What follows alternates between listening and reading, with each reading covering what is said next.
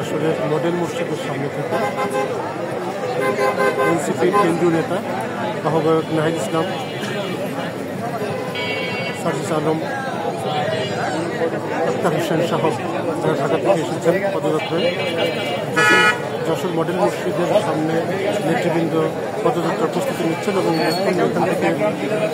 এখান থেকে তারা পদযাত্রা সহকারে যাবেন যশোরের প্রাণকেন্দ্র, শহরের প্রাণকেন্দ্র যশোর ঈদগাহ ময়দান প্রেস ক্লাবের পাশে। সেখানে তারা পথসভায় বক্তব্য রাখবেন এবং এখানে আমরা দেখতে পাচ্ছি যে সেন্ট্রাল লিডারদের অপেক্ষায় রয়েছেন এবং এখানে কিছুক্ষণ পরে নেতারা আসলে এখান থেকে মিছিল সহকারে তারা যাবেন। আমরা দেখতে পাচ্ছি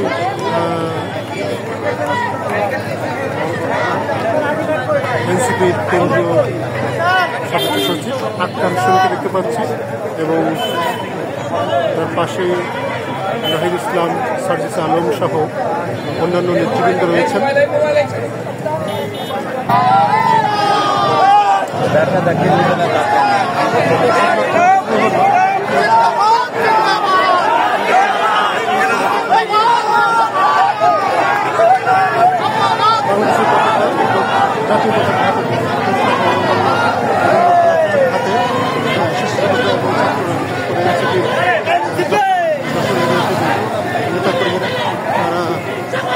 পদযাত্রা শুরু করেছে।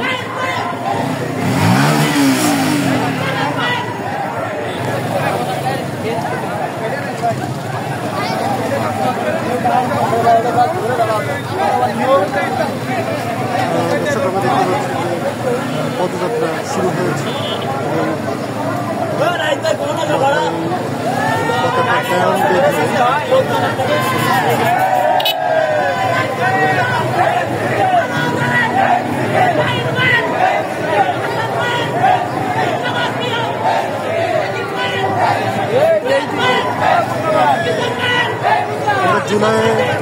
জুলাই 24-এর এই রাস্তা দিয়ে যখন বিজয় মিছিল গিয়েছিল সেই সড়ক যেটি যশোর শহরের এখন গুলশান রোড বলছে,